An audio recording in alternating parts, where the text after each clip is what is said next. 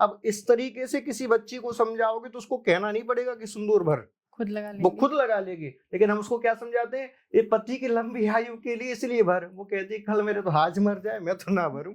Fashion के दौर में संस्कृति और संस्कारों की इच्छा ना करें।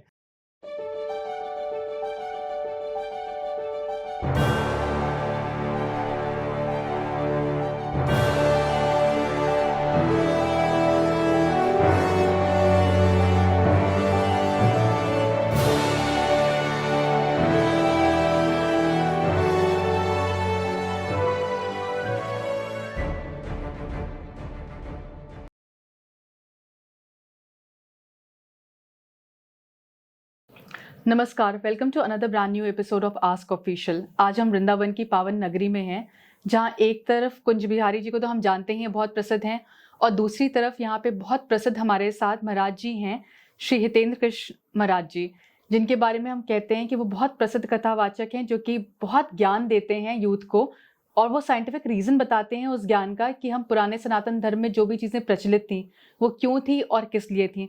नमस्कार महाराज जी। नमस्कार। महाराज जी, जैसे कि हम बात कर रहे थे ऑफ कैमरा कि लोग तिलक लगाते हैं, उसका बड़ा महत्व होता है। जो भी हिंदू धर्म शास्त्र में है, एक औरत का बिछिया पहनना, तिलक लगाना, बहुत सारी चीज़ें हैं इस तरह की साइंटिफिक जिन पे रीज़न है।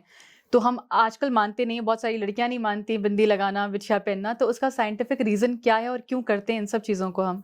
देखिए, भारतीय सनातन परंपराएं जो बनी वो ऋषियों की यथा परिश्रम और साधनाओं का नतीजा है। आज जिन भी परंपराओं को मान रहे हैं उनके पीछे कोई ना कोई वैज्ञानिक कारण ऋषियों ने खोजा। और वो कारण क्यों खोजा? व्यक्ति के अंदर शारीरिक और मानसिक जो विकार उत्पन्न हो रहे थे उन विकारों को शांत करने के लिए और व्यक्ति के अंदर दैवी गुण उत्पन्न करने के लिए इन परंपराओं को शुरू किया गया। जैसे सामान्य रूप से देखा जाए तो भारतीय सनातन परंपरा में स्त्री 16 श्रृंगार करती है जी। और आज आप किसी भी घर में चले जाओ और किसी स्त्री से पूछो कि तुम ये मांग में सिंदूर भरती हो, ये क्यों क्यों भरती हो? गले में जो मंगलसूत्र तुमने लटका रखा है ये क्यों पहना है? ये कानों में कुंडल क्यों पहनती हो? ये बिंदी क्यों लगाती हो? काजल क्यों लगा रखे हैं? ये बिछिया तोड़िया हाथों में चूड़ी क्यों पहन रखे हैं? तो वो एक ही जवाब देगी, ये सुहाग की निशानी है। इससे बोले मांग में सुंदर क्यों बढ़ती? बोले पति की उम्र लंबी होगी जी। अब उसके पीछे का जो विज्ञान था वो कहीं ना कहीं ये पीढ़ियों का जो अंतराल रहा है उसके कारण कहीं ना कहीं छूट गया। उसके पीछे कारण क्या था?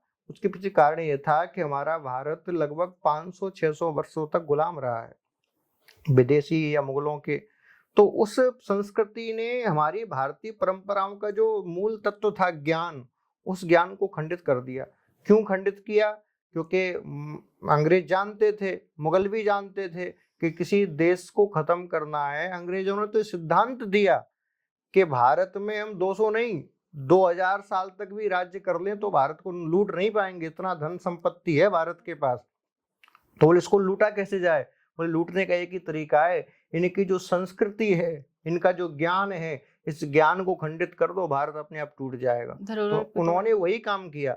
भारत में जो ज्ञान के मुख्य केंद्र थे गुरुकुल, भारत में ज्ञान के मुख्य केंद्र थे आध्यात्मिक आश्रम, ज्ञान के मुख्य केंद्र थे मंदिर, उन तीनों को नष्ट कर दिया।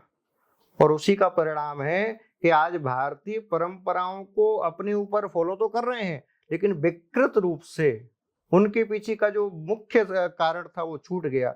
आपने दो चीजों की बात की कि हम तिलक क्यों लगाते हैं, बिछिया क्यों पहनते हैं, या अन्य भी जो परंपराएं हमने बात हैं। आप देखिए, तिलक के पीछे हमने कई बार बताया है कई महत्वपूर्ण कारण थे। इसमें दो कारण, तो एक तो परंपरा को प्रदर्शित करना कि हम किस परंपरा से आते हैं। हर एक परंपरा का अलग अलग तिलक होता है। तो पहला कारण तो यह है कि हम किस परंपरा के अनुयायी हैं इस सामने वाले को दिख जाए। जैसे हमने सूर्य का तिलक लगा रखा है तो हम प्रकृति को मानने वाले हैं, है ना, प्रकृति के अंदर ही परमात्मा का दर्शन करने वाले हैं। कोई आपने देखा होगा श्याम श्री लगा रखा है तो वो निम्बार्क की है, कोई त्रिपुंड लगा रखा है तो वो शिव को मानने वाला है, किसी ने लाल बिंदी लगा रखी है तो वो देवी का उपासक है, शाक्त परंपरा का। तो पहला कारण था तिलक लगाने का उस परंपरा का चिन्ह कि हमारा ये सिंबल है। दूसरा कारण, जैसे मैंने आपको बताया कि हमारे शरीर में सप्त चक्र होते हैं, और सप्त चक्रों में जो मुख्य चक्र होता है वो होता है आज्ञा चक्र। वो आज्ञा चक्र के द्वारा ही तुम्हारा पूरा मन और बुद्धि संचालित होती है। तो उस आज्ञा चक्र को चिन्हित करने के लिए कि हमारा आज्ञा चक्र किस स्थान पर है, और उस आज्ञा चक्र को ऊर्जा देने के लिए, उसको जागृत करने के लिए तिलक लगाने की परंपरा प्रारंभ हुई। और भारतीय सनातन में स्त्री हो या पुरुष हो, दोनों को तिलक की परंपरा थी। अब आजकल तो, पहले हमारी सनातन में या तो रोली का तिलक लगाती थी स्त्रियां, या केसर का लगाती थी। आजकल तो डुप्लीकेट बाजार से आती है, उसको चिपका लेते हैं टैटू की तरह, तो वो तो शरीर में विकार पैदा करती है। अभी चिपकाने की पद्धति क्यों शुरू हुई? क्योंकि लोगों ने सिंबल बना लिया, उसके पीछे का विज्ञान छूट गया, इसीलिए चिपकाने की पद्धति शुरू हो गई। लेकिन कारण क्या था कि जब आप केसर का तिलक लगाओगे तो वो केसर आपके स्वास्थ्य के लिए भी लाभदायक होगी, और वो आपके आज्ञा चक्र को भी कंट्रोल करके रखेगी। स्त्री के अंदर इतनी शक्ति होती है, इतनी शक्ति होती है, आप सोचिए कि जो महायोगी शिव हैं, वो भी जब स्त्री अपने विकराल रूप में काली बन गई तो रोक ना पाए। तो यदि स्त्री अपनी शक्ति को कंट्रोल नहीं कर पाए तो जो सृष्टि की उत्पत्ति करता है वही विनाशकर्ता बन जाती है। जो संस्कृति की रक्षा करने वाली है, जो समाज को नए आकार का बनाने के लिए, नई परंपराओं को निभाने के लिए अपने बच्चों को संस्कारित करती है, वही उनका हनन कर सकती है। इसीलिए स्त्री के लिए इतनी मर्यादा बनाई गई। आपने कहा कि बिछुआ पहनते हैं पैरों में, पाजेब पहनते हैं, इसके पीछे का कारण क्या था? दो कारण है। एक तो हमारे शरीर में जगह जगह पर एक्यूप्रेशर पॉइंट्स हैं, तो जब बिछुआ पहनते हैं या पाजेब पहनते हैं या अंगूठी पहनते हैं, तो या फिर कानों में झुमके इत्यादि पहनते हैं, तो एक तो एक्यूप्रेशर पॉइंट्स पे प्रभाव पड़ता है, तो उससे हमारे मन और बुद्धि में अच्छी ऊर्जा का संचार होता है, हमारी शारीरिक बीमारियां दूर हो जाती हैं। दूसरा कारण, चांदी जो होती है वो शांति प्रदान करने वाली होती है, शीतलता प्रदान करने वाली। चांदी का गुण है शीतलता। जब हम चांदी पैरों में पहनते हैं और पैरों के द्वारा धरती पर चलते हैं तो चांदी ऊष्मा की सुचालक भी होती है। तो चांदी क्या करती है? धरती से सारी शीतलता एब्जॉर्ब करके और हमारे माइंड को भेज देती है। तो जब पैरों में चांदी, आपने देखा होगा पहले के जमाने में चाहे स्त्री हो या पुरुष बड़े बड़े कड़े पहनते थे, चूड़े, देखो हमने भी पहन रखे हैं, ऐसे चूड़े पहनते थे पैरों में। क्यों पहनते थे? क्योंकि जब चांदी के चूड़े पहनेंगे तो चांदी धरती से ऊर्जा को अवशोषित करके आपके मन को शांत रखेगी, इसलिए चांदी पहनी जाती थी। और दूसरा, चांदी चंद्रमा का प्रतीक है। चंद्रमा क्या है? चंद्रमा मनसो जात है, चंद्रमा मन का देवता है। तो जब आप चांदी ज्यादा धारण करोगे तो चंद्रमा की जो ऊर्जा है वो आपके शरीर ज्यादा कवर करेगा, ज्यादा कैच करेगा, और जब चंद्रमा की ऊर्जा कैच होगी तो हमारा मन शांत रहेगा। तो मुख्य जो चारों बगल से कारण हैं वो आपके मन को कंट्रोल करने के लिए है, मन को जीतने के लिए है। लेकिन आजकल लोगों ने उसको मन तो कारण नहीं रहा, रूढ़िवादी परंपरा बना दिया, इसलिए संस्कृतियां नष्ट होने लगी।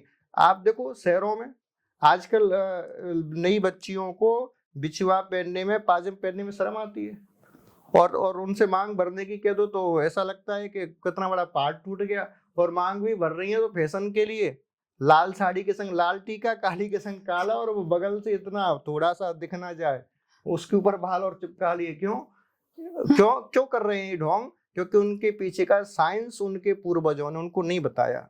आज की किसी भी बच्ची को आप बता दो कि मांग में सिंदूर क्यों भरा जाता है, कि तुम्हारे मस्तिष्क के बीचों बीच एक इस प्रकार की नस होती है, उस पर सूर्य की पराबैंगनी किरणों का प्रभाव पड़ता है, और यदि डायरेक्ट सूर्य की पराबैंगनी किरणें पड़ें तो तुम्हें ब्रेन हेमरेज, मानसिक बीमारियां हो सकती हैं, तुम्हारे माइंड में दर्द होना शुरू हो सकता है।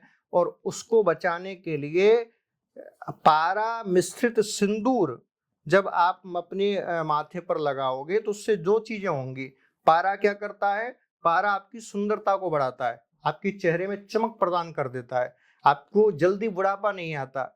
और जब पारा सिंदूर में मिला है तो उसने उस जो नस है उस पर एक रेखा बना ली, उस पर एक परत बना ली, तो सूर्य की पराबैंगनी किरण उस पर पड़ती नहीं, तो सूर्य की किरणों से भी बचाव हो जाता है, दोनों काम हो जाते हैं। अब इस तरीके से किसी बच्ची को समझाओगे तो उसको कहना नहीं पड़ेगा कि सिंदूर भर, खुद लगा वो लेंगे। खुद लगा लेगी। लेकिन हम उसको क्या समझाते हैं, ये पति की लंबी आयु के लिए इसलिए भर। वो कहती है कल मेरे तो हाज मर जाए मैं तो ना भरूं।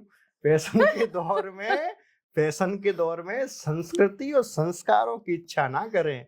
इसीलिए हमें उस फैशन के दौर को समाप्त करने के लिए बच्चों को उसका विज्ञान बताना होगा, तब वो बच्चे उस विज्ञान को मानेंगे। जी, किसी भी चीज को पंडित जी जब हम पीछे पड़ जाते हैं कि करना जरूरी है, तो बच्चा हो या कोई बड़ा हो जरूर दूर भागेगा, लेकिन उसका रीजन हमें पता हो हाँ। पीछे का, तो जरूर उस काम को हम करेंगे जरूर, बिल्कुल। अगर हमारे हित में होगा तो।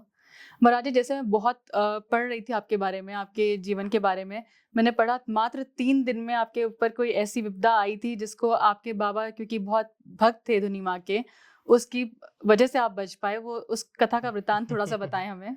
देखो उसमें का आपको हमें तो पता नहीं, घर वालों जो बताते हैं वही मैं आपको बता रहा हूँ।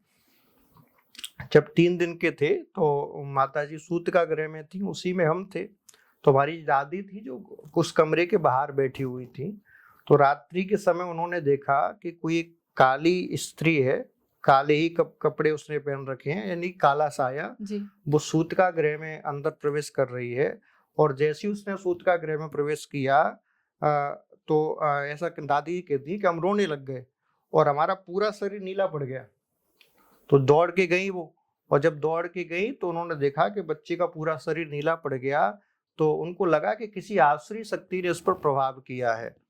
तो उन्होंने, हमारे घर पर जगत जननी दुर्गा माँ की आराधना है, उनकी थोड़ी सी विनती की, प्रार्थना की। तो उनकी कृपा से फिर वो आसुरी शक्ति का प्रभाव समाप्त हो गया और पुनः सामान्य जीवन शुरू हो गया। लेकिन इसके पीछे कारण क्या था? जब हमने कई संतों से इसका कारण पूछा तो उन्होंने एक ही बात की कि जब धरती पर कोई दैवी शक्ति प्रकट होती है तो आसुरी शक्ति उसका अहित करना चाहती है। क्यों चाहती है? क्योंकि ये दैवी शक्ति प्रकट हुई है और ये दैवी शक्ति जब जन्म लेकर बड़ा होगी तो हमारा विरोध करेगी, हमारी धीरे धीरे सत्ता समाप्त करेगी। तो हमारी सत्ता समाप्त करने वाला पैदा हो, उसी समय उसको समाप्त कर दो तो आगे भविष्य में हमारा विरोध करने लायक बचे ही ना। जैसे आप देखिए कृष्ण के जीवन में कितने संकट आए, क्यों आए? कंस ने क्या सोचा कि ये भी बच्चा है, मैं इसके हाथों मेरी मृत्यु लिखी है, तो मैं इसको बचपन में ही समाप्त कर दूं तो बड़ा होकर मुझे मारेगा क्यों? तो उसी प्रकार जब दैवी शक्ति जब धरती पर आती है तो आसुरी शक्ति उसका हित इसलिए करती है कि हमारा प्रभाव समाप्त ना हो जाए। तो वो एक घटना थी। अब मुख्य कारण क्या था ये तो परमात्मा जाने, हम तो केवल अनुमान लगा सकते हैं कि ऐसा हुआ होगा। महाराज जी, जैसे कि आपने बताया कि आपके बाबा जी मात भक्त थे, तो ये आपके जीवन में कैसे ये बदलाव आया कि आप कृष्ण भक्ति की तरफ चले गए? देखो हमारा भक्ति का सिद्धांत थोड़ा अलग है जी। आजकल लोग जिसको भक्ति कहती हैं कि बोले हम कृष्ण भक्त हैं, माथे पर तिलक लगा लिया, गले में कंठी पहन ली, भगवा वस्त्र धारण कर ली और राधे राधे राधे राधे जपना शुरू कर दिया। हमारी भक्ति उस प्रकार की नहीं है। हमारा मानना दूसरा है। आप जिसके भक्त हो, हमारा मानना है कि उस जैसे गुण आपके अंदर होने चाहिए। जैसे एक उदाहरण आपको देते हैं, आप विज्ञान के शिक्षक हो और आपका कोई अनुयायी है, आपका कोई भक्त है, वो आपको बहुत दिल से जान से मानता है और आपका शिष्य बन चुका है, आपका भक्त बन चुका है। अब उससे कोई पूछे, बोले भैया बोले विज्ञान की तो मैं शिक्षक हूँ और आपके जो गुरु हैं वो भी विज्ञान के बड़े अच्छे जानकार हैं, मुझे बताइए क्रिया कैसे होती है। और उसको विज्ञान का ब भी ना पता हो तो मुझे बताइए इसमें किसका अपमान है? गुरु का भी अपमान है और शिष्य का भी अपमान है। क्योंकि तुम जिसको अपना गुरु कह रहे हो फिर तुमने उससे ज्ञान क्या लिया? तुम जिसको अपना भक्त कह रहे हो, जिसको अपना भगवान मान रहे हो, उससे क्या सीखा जब तुम्हारे अंदर उसका गुण ही नहीं है? आज के भक्त ठीक उसी प्रकार के हैं। अपने आप को कृष्ण भक्त राम भक्त तो कहते हैं, लेकिन उनकी भक्ति कैसी है? मौसम के अनुसार।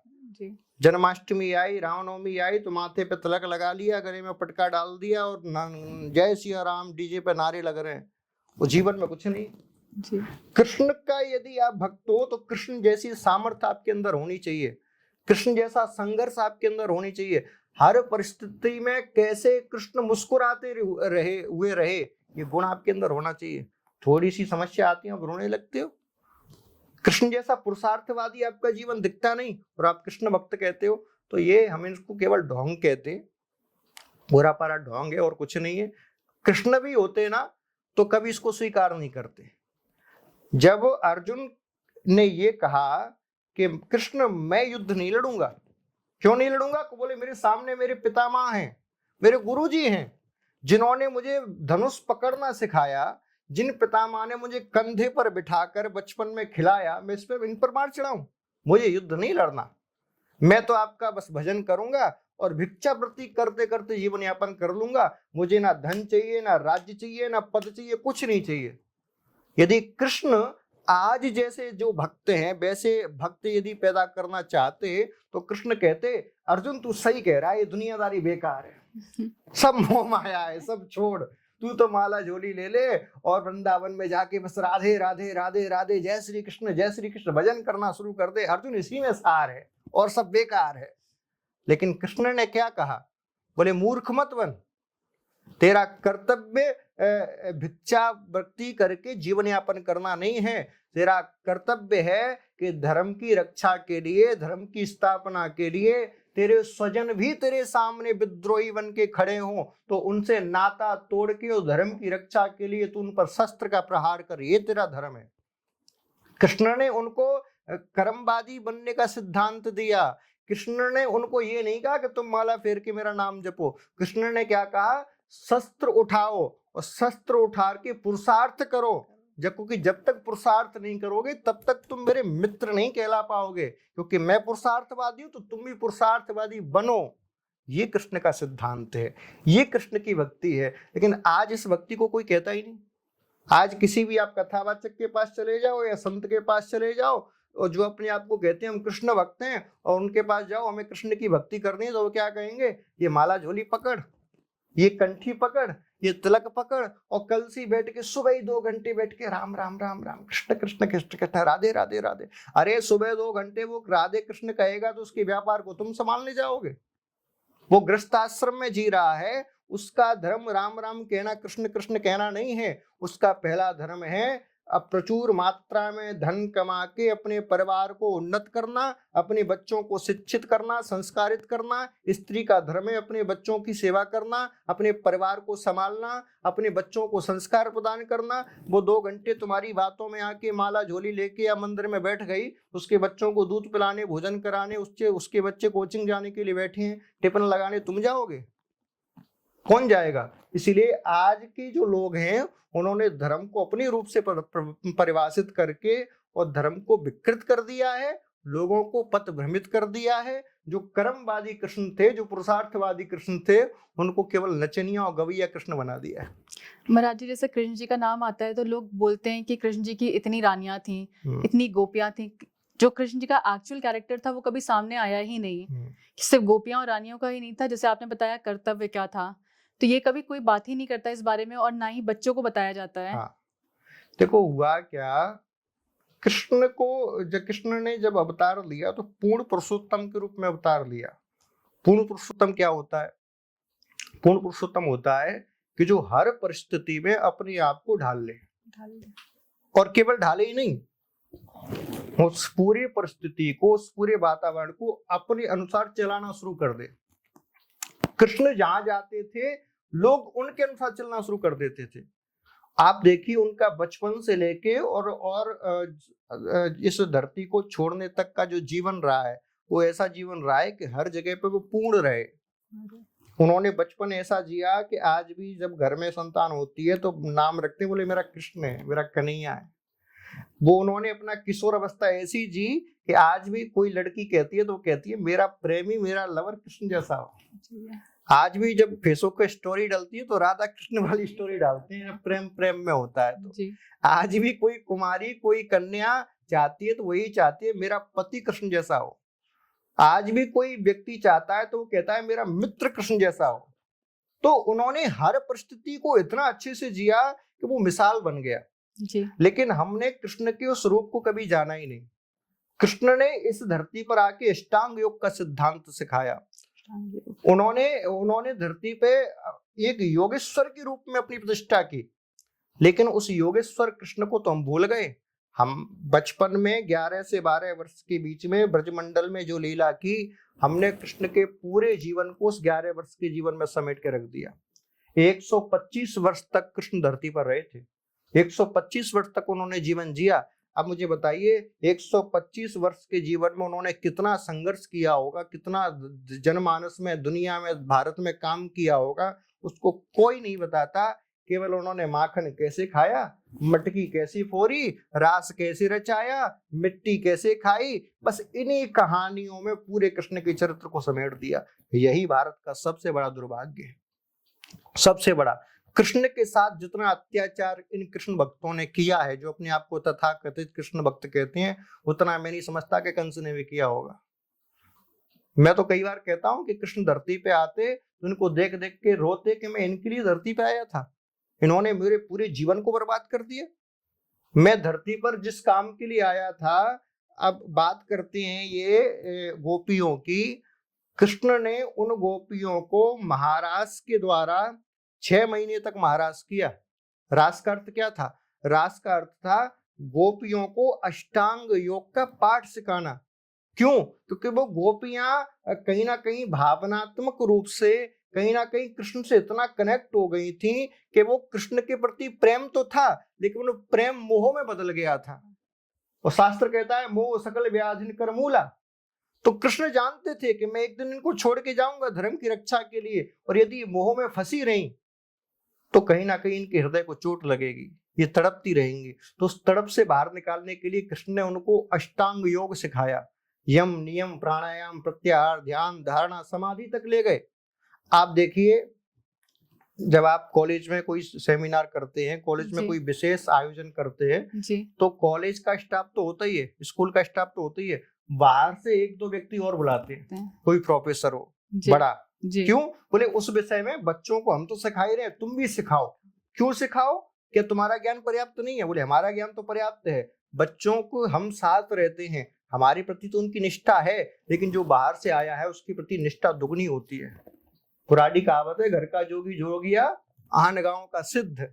तो कृष्ण ने खुद तो अष्टांग योग का सिद्धांत सिखाया भी, साथ में योग की परंपरा में जो सबसे ज्यादा पारंगत थे ऐसे शिव को भी बुलाया गोपियों को ज्ञान देने के लिए। और वो अष्टांग योग का सिद्धांत सिखाने वाले कृष्ण को हमने नचनिया बना दिया, उनका छवि ऐसी बना दी कि तो सॉफ्ट है, ये तो इतने इतने सॉफ्ट है, इतने कोमल। आज आप कथाओं को देख लो, आज की कथाओं में क्या शिक्षा दी जा रही है बच्चों को। आज के कथाकार जब कथा करते हैं, बोले राम जी जब पुष्प वाटिका में गए और पुष्प वाटिका में सामने से सीता जी आ रही हैं, राम जी फूल चुन रहे हैं, और राम जी को फूल चुनते चुनते इतने राम जी कोमल हैं कि फूल तोड़ती पसीना आ गया। अब इन इन इन इन मूर्खों को तुम बताओ कि जो व्यक्ति सुबह से शाम तक बाण चला रहा है, जो व्यक्ति तलवार चला रहा है, जो छत्री परिश्रम कर रहा है, क्या वो इतना कोमल होगा कि फूल तोड़ते उसके पसीना आ जाए? उसको इतना कोमल बना दिया, हमारे प्रिया प्रियतम, हमारे प्रिया लाल, हमारे ये, हमारे वो। अरे जो कृष्ण बचपन से ही बड़े बड़े योद्धाओं को जिन्होंने मलयुद्ध में परास्त किया, अघासुर, धेनुकासुर, बकासुर, केसी, व्योमासुर, ये कौन थे? हमारे और तुम्हारे जैसे दिखने वाले ही थे। इनको मलयुद्ध में मार के जिन्होंने परास्त किया, उसकी बाजुओं में कितना दम रहा होगा। उस कृष्ण को हमने इतना सॉफ्ट बना दिया। ये कहां ले जा रहे हैं समाज को? क्या बनाना चाह रहे हैं? केवल समाज को एक ऐसी परंपरा दे रहे हैं जिसमें समाज कहीं ना कहीं रूप से शारीरिक और मानसिक रूप से अपंग हो जाए, वो किसी लायक ना बचे। और कभी धर्म की रक्षा की बात आए तो धर्म की रक्षा, क्षमा करना, पैरों में घुंघरू बांध के और ताली बजाने से नहीं होती। धर्म की रक्षा शास्त्र और शस्त्र उठाकर होती है। इसीलिए आज समाज को जरूरत है कृष्ण के असली सिद्धांत और चरित्र को जानने की। भागवत में आप कृष्ण की जब दिनचर्या पढ़ोगे ना तो रोने लगोगे। ये है कृष्ण, उनकी दिनचर्या क्या है? प्रातःकाल ब्रह्म मुहूर्त में उठते हैं, लिखित प्रमाण बताऊंगा भागवत में इसका आपको। ब्रह्म मुहूर्त में उठ के सबसे पहले क्या करते हैं? सबसे पहले उठ के अपने आत्म स्वरूप का ध्यान करते हैं कि मैं कौन हूं। ये क्या सिखा रहे हैं कि जब मैं ध्यान कर रहा हूं प्रातःकाल उठ के, तो तुम भी ध्यान करो कि मैं कौन हूं। आत्मस्वरूप का मतलब हम कौन है ये जानने की कोशिश करें। हम इस धरती पर क्यों आए हैं, हम क्या कर रहे हैं, हमारा असली उद्देश्य क्या है, ये प्रातःकाल उठ के चिंतन करें। कृष्ण सिखा रहे हैं। उसके बाद अपनी दिनचर्या करने के बाद सबसे पहले कृष्ण यज्ञ करते हैं। रोज अग्निहोत्री है कृष्ण। उसके बाद कृष्ण हजारों गायों का दान करते हैं, उसके बाद फिर अपनी काम करने के लिए जाते हैं। ये सिद्धांत क्यों नहीं बता रहे तुम? आजकल क्या हो रहा है कृष्ण के नाम पर? सुबह उठ के बोले राधे राधे कहो, सुबह उठ के बोले जूस पियो, सुबह उठ के बोले क्या करो, बोले हड़ताल ले लो, मजीरा ठोको। ये आत्म स्वरूप को जानने वाली चर्चा होती नहीं, ये यज्ञ करने वाली चर्चा होती नहीं। इसीलिए कृष्ण के स्वरूप को विकृत कर दिया गया है। हमको और आपको मिलकर यह प्रयास करना है कि कृष्ण की उस परंपरा को पुनः वापस लाएं और भारत को पुनः एक नई दिशा की ओर ले जाएं। महाराज जी, हमें बात करिए अभी जैसे कृष्ण के बारे में कि कृष्ण के पुरुषार्थ के बारे में बहुत कम बात होती है, उसी तरह मैं बात करना चाहती हूँ कि जैसे सनातन को धर्म से ऐड कर दिया गया है कि सनातन एक धर्म है, तो सनातन बेसिकली है क्या? देखिए, सनातन का अर्थ होता है शाश्वत, यानी कि जो था है और रहेगा, उसको बोलते हैं सनातन। अब बात आती है धर्म की। इसको धर्म क्यों कहा गया? धर्म का अर्थ क्या होता है? मैंने तिलक लगा लिया, माला झोली हाथ में ले ली, मंदिर जाना शुरू कर दिया, तीर्थ यात्रा करना शुरू कर दिया, ये धर्म नहीं है। ये जीवन जीने का एक माध्यम है, हमारी मानने की परंपरा है। लेकिन धर्म क्या है? तो शास्त्र कहता है धारयति इति धर्मः, जो अंदर धारण किया जाए वो धर्म है। अब धर्म के लक्षण बताए गए हैं। जैसे आपको फीवर है तो पता कैसे चलेगा? आप में फीवर के लक्षण हो, जैसे किसी को कोरोना हो गया तो कोरोना के लक्षण हो तो साबित हो कि इसमें कोरोना है। तो धर्म के लक्षण आपके अंदर होने चाहिए। आपके अंदर दया हो, आपके अंदर करुणा हो, आपके अंदर सत्यवादिता हो तो पता चले आप धर्मवादी हो।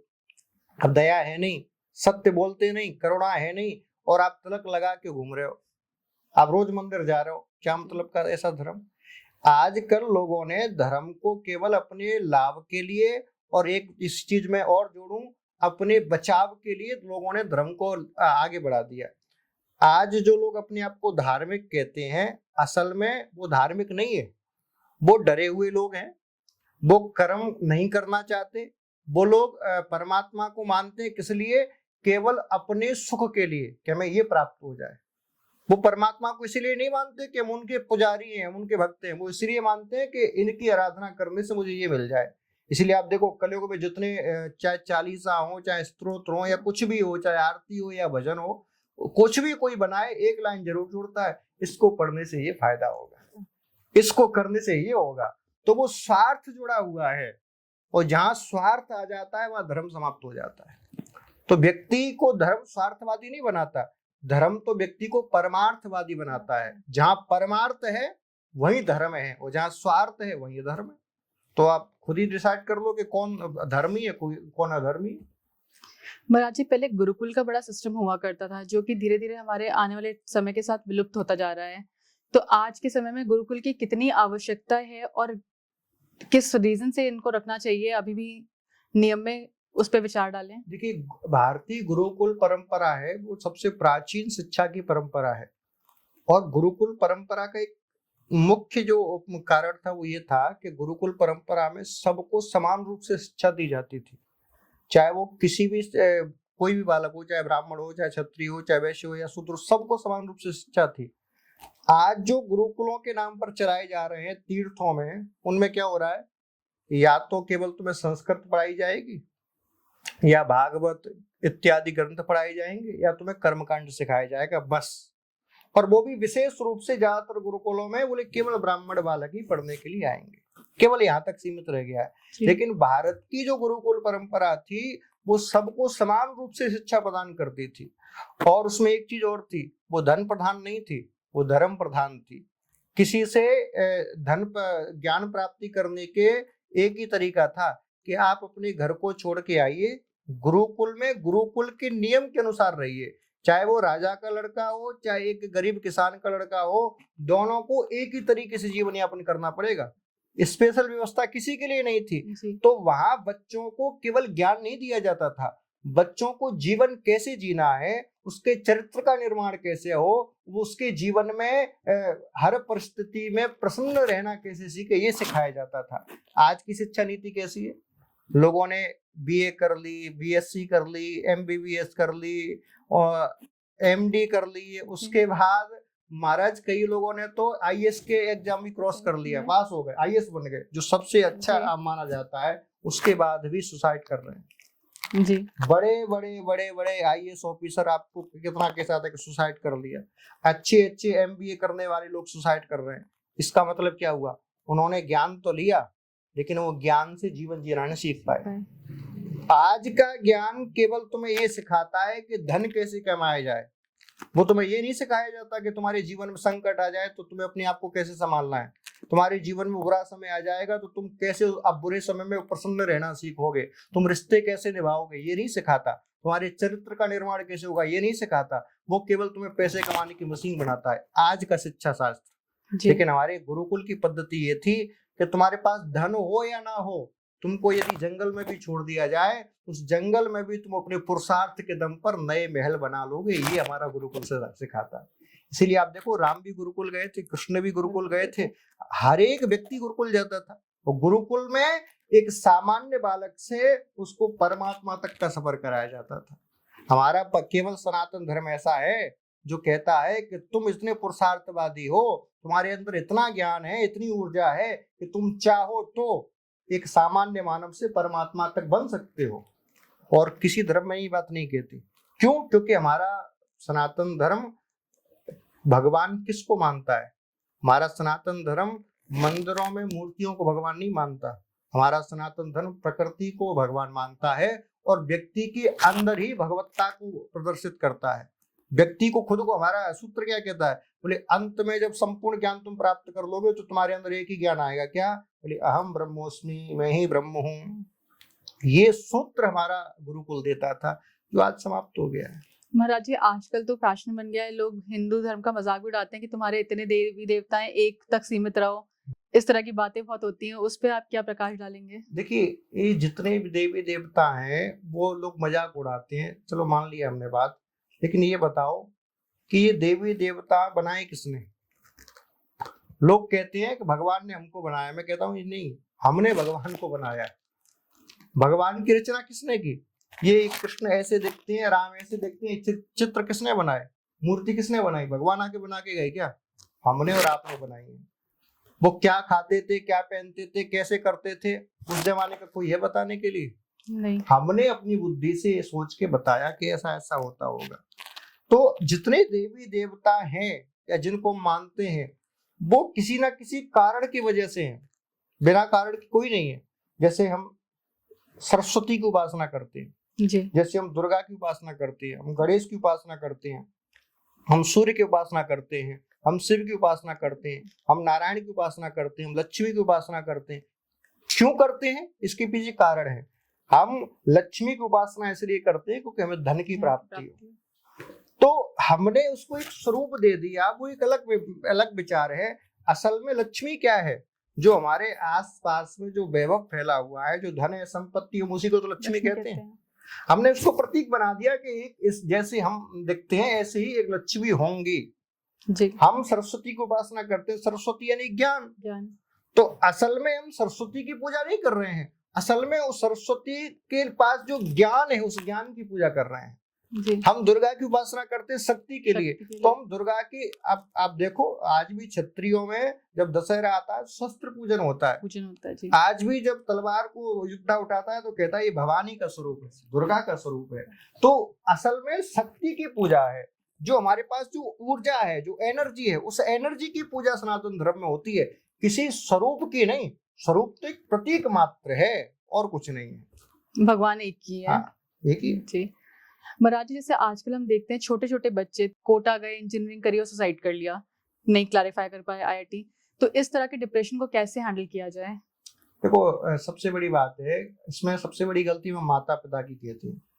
माता पिता ने बच्चों पर इतना ज्यादा प्रेशर डाल दिया है बचपन से ही, ना तो उनको उनकी बचपन अच्छे से जीने दिया, ना उनकी जवानी अच्छे से जीने दी। और जिस व्यक्ति ने अपना बचपन और जवानी नहीं जी, मैं गारंटी से कहता हूँ बुढ़ापा भी उसका रोते रोते ही कटेगा। इसीलिए बच्चों पर माँ बाप को ये सोचना चाहिए, उतना प्रेशर नहीं डालें। अच्छा, माँ बाप की भी इच्छाएं नहीं है, वो समाज से प्रेरित होकर, बोले शर्मा जी के लड़का कोटा पढ़ने गया है तो मेरा लड़का भी जाएगा, चाहे कर्जा लेके भेजना पड़े। जी। शर्मा जी के लड़के ने डॉक्टरी की है, इंजीनियरिंग की है, तो मेरा लड़का भी करेगा। अच्छा, उसके पीछे कारण क्या है?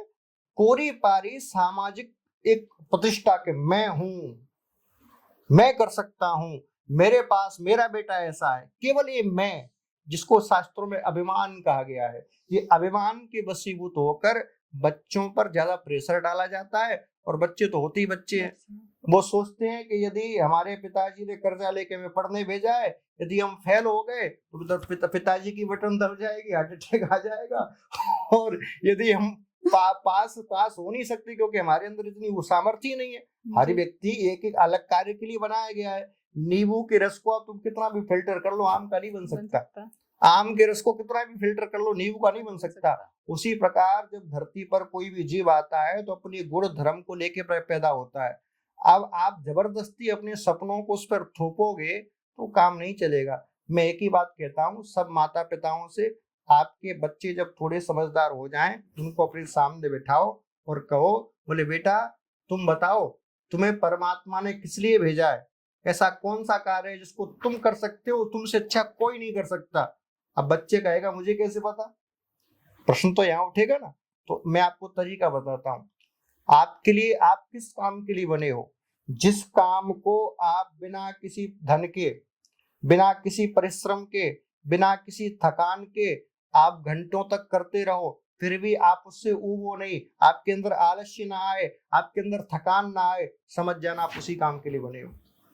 जिस काम के लिए लाखों तुम्हें पैसा मिल रहा है, लेकिन 1 घंटे में यहाँ परेशान हो जाते हो, समझ जाना ये तुम्हारे लिए काम बना ही नहीं है, उसको तुरंत छोड़ दो। और जिस काम में तुम्हारी प्रसन्नता हो, भले मुझे पैसा नहीं मिल रहा, भले मेरे लिए कुछ इससे लाभ नहीं हो रहा, लेकिन मैं उसको घंटों कर सकती हूँ, समझ जाओ आप उसी काम के लिए बने हो। और उस काम को जब आप करोगे तो भले आपको धन कम मिलेगा, लेकिन आप सुखी और बड़ा आनंददायक जीवन जियोगे। जब ऐसा बच्चों को सिखाओगे तो ना तो कोई बच्चा प्रेशर में आएगा और ना कोई आत्महत्या करेगा।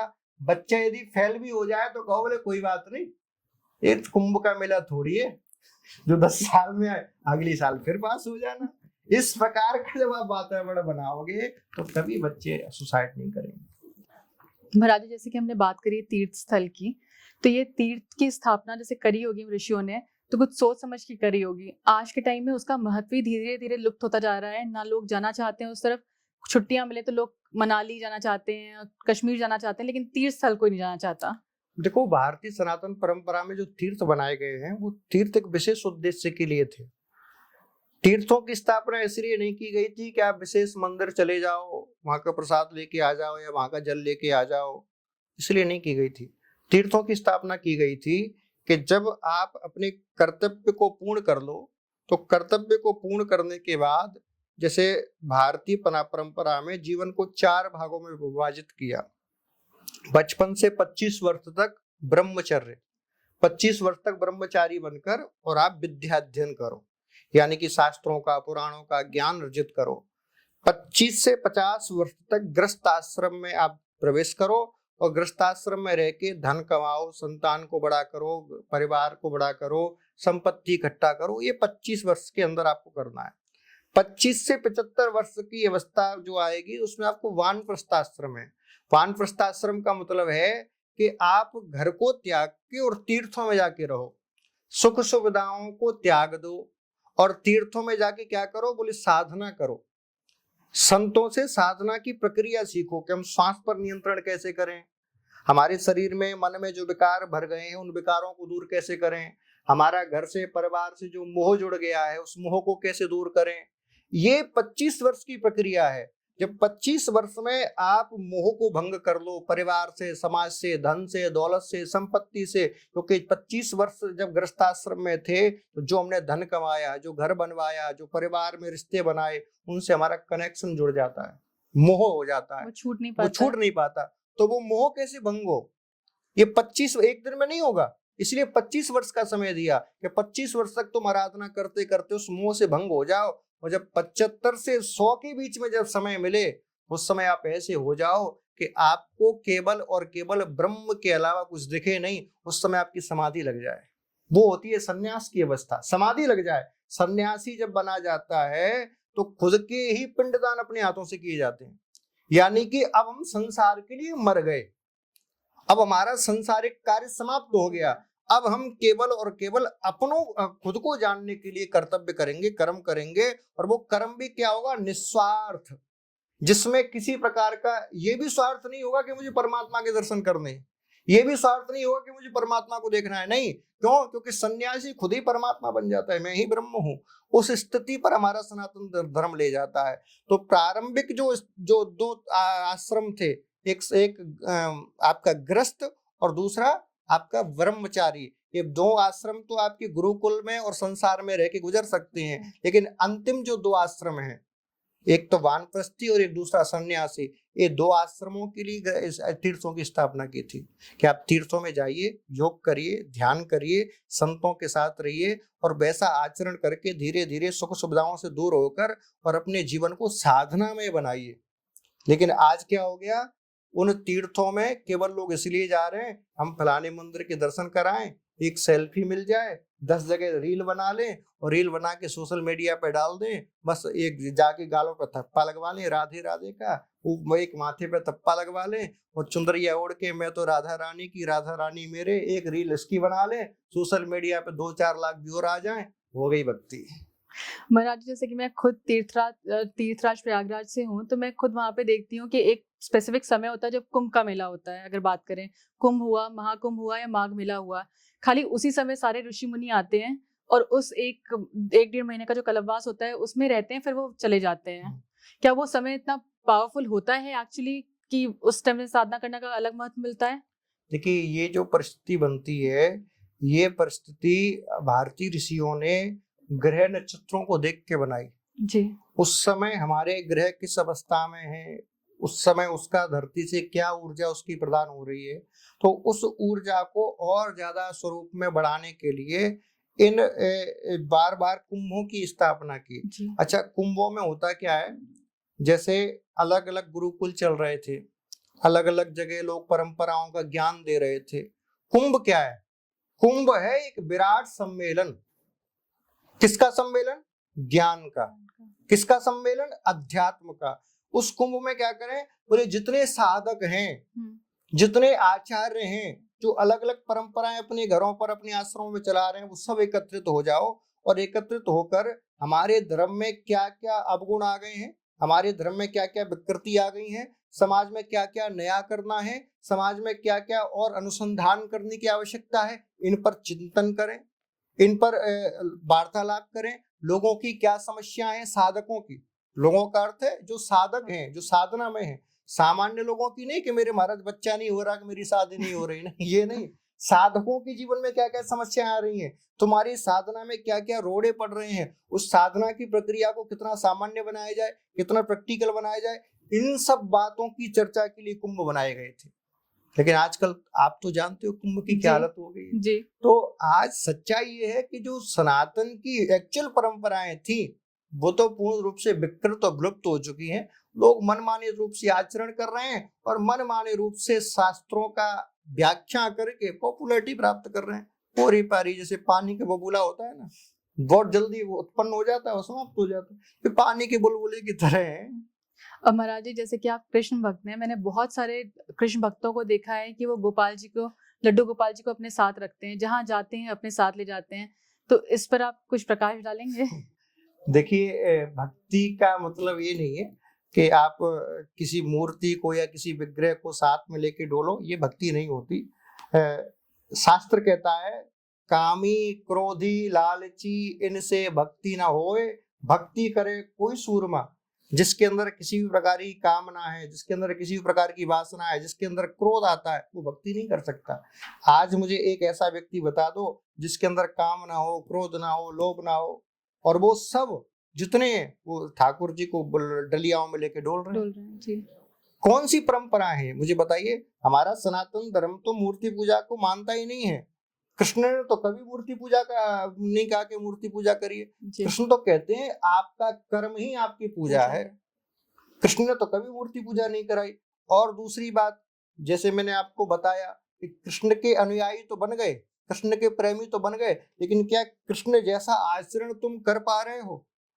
केवल लड्डू गोपाल को साथ में लेके डोलने से भक्ति नहीं होती।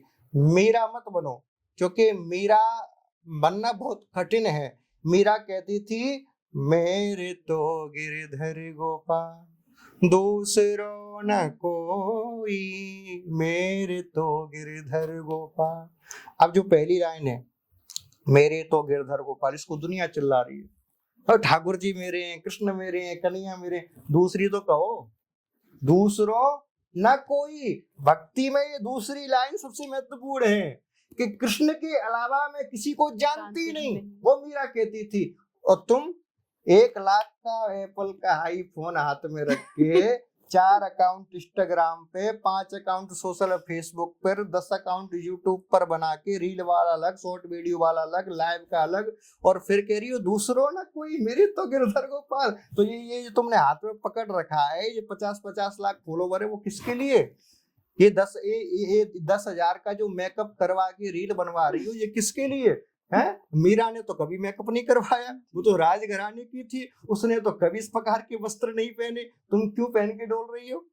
तो आजकल भक्ति के नाम पर क्योरा परा दिखावा हो रहा है, और कुछ नहीं है। मीरा कब नूडल खाने गई थी?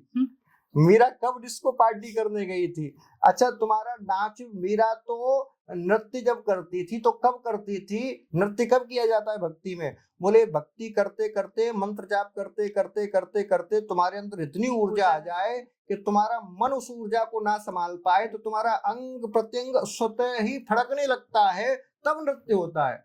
और तुम नृत्य कब तक करती हो? जब तक सामने वाला कैमरे वाला बैठा है, बोले एक्शन, लाइट, कैमरा, एक्शन, और जैसी शॉट ओके, तुम्हारा नृत्य खत्म। कहाँ की भक्ति है भैया ये?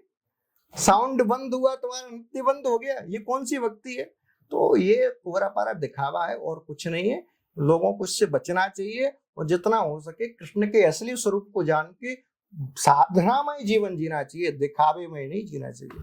महाराज जी, जैसे हम वृंदावन में हैं, निधिवन का बहुत सुनते हैं हम कि किसी ने अगर कभी देख लिया तो किसी की आंखें चली गई, कोई बता नहीं पाया, तो इसके पीछे का नहीं, ये तो देखो सब किंवदंतियां हैं, सच्चाई तो इसमें नहीं है। उसका कारण है, आज से 500 वर्ष पूर्व स्वामी हरिदास जी का जो आश्रम था, जहाँ पर वो रहते थे, वो निधवन था। अब मुझे बताइए, जब स्वामी हरिदास जी उस स्थान पर रहते थे, और भी संत रहते होंगे, तो यदि ऐसा होता कि जो भी निधवन में रात में रुके वो अंधा हो जाए, पागल हो जाए, तो फिर वो तो सब अंधे हो जाते, सब पागल हो जाते। तो इन बातों में सच्चाई नहीं है। और एक बात और, निधवन का भी आज लोगों ने थोड़ा गलत तरीके से प्रचार कर दिया है।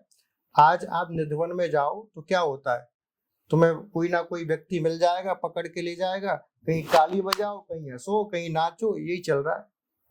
जो स्वामी जी की समाधि है, उसके आगे खड़े होकर तुम नाच रहे हो अभद्र तरीके से, खूब उल्टे सीधे भजन गा रहे हो।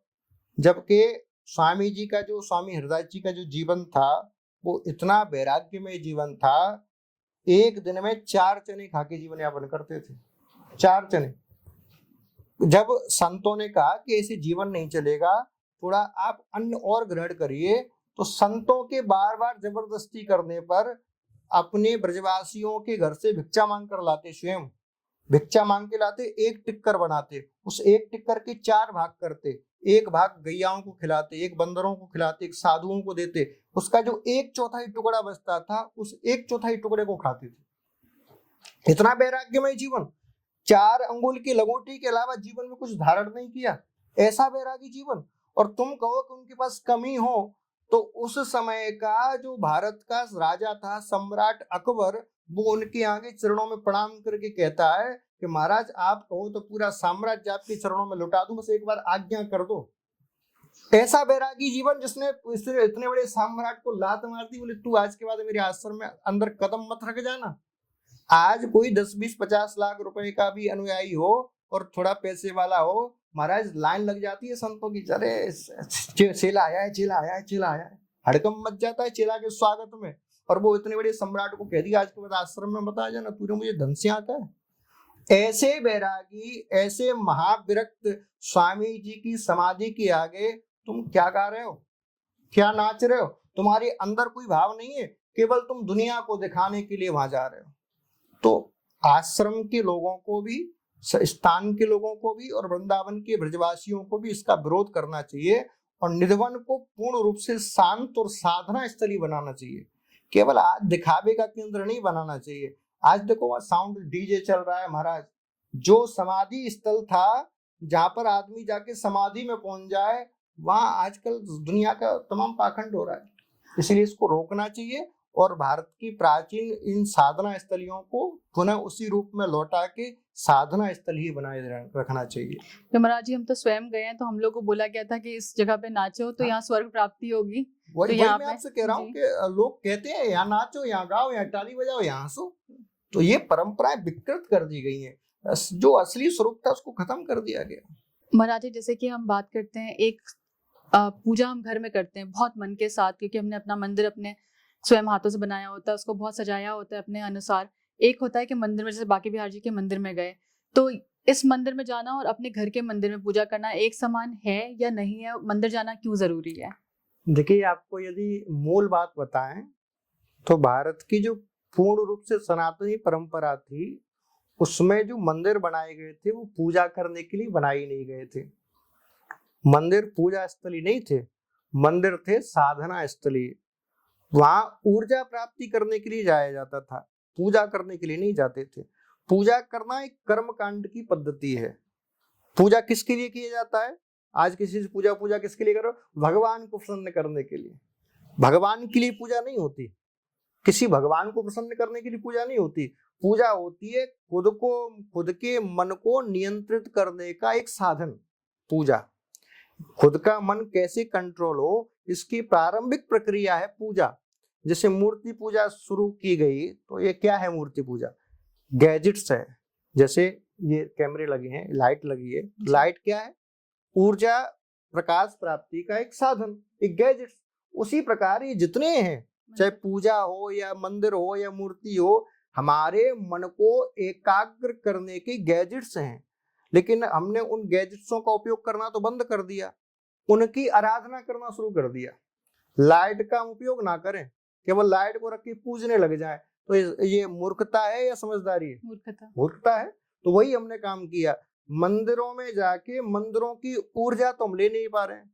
मंदिरों का, प्राचीन मंदिर जितने भी आपने देखे होंगे, उनकी परंपरा थी कि मंदिर कहाँ बनाया जाए। पहले तो भूमि का निरीक्षण होता है, जहाँ जिस स्थान पर भूमि में सबसे ज्यादा ऊर्जा हो वहां मंदिर का निर्माण किया जाता था। दूसरी बात, मंदिर में एक विग्रह के अलावा मूल गर्भगृह में दूसरा विग्रह नहीं होता था। किसी भी प्राचीन मंदिर में चले जाओ आप। क्यों? क्योंकि एक से ज्यादा होंगे तो मन भटकेगा, और जहां मन एकाग्र करने के लिए आए हैं वहीं भटकने लग गया तो एकाग्र कहाँ होगा।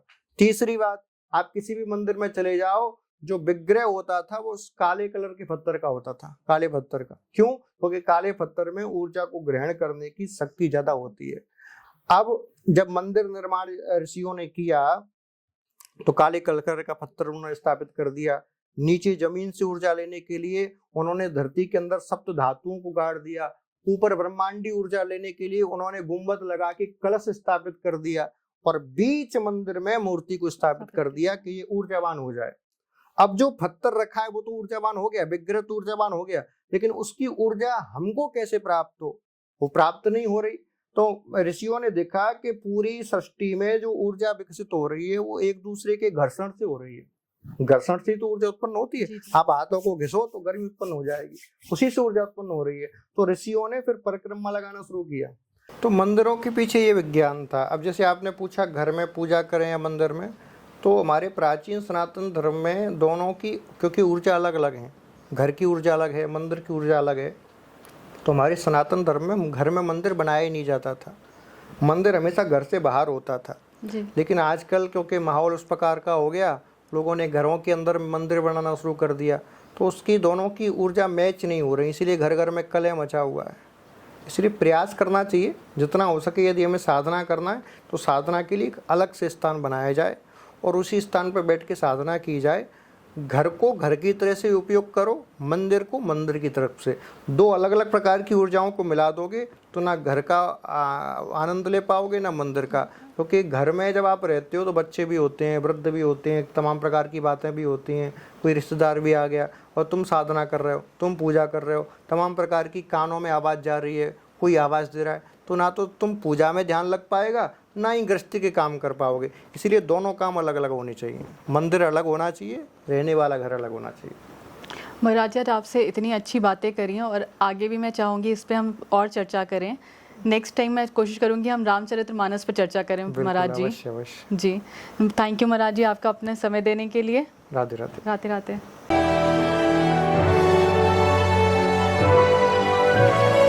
ASKofficials.com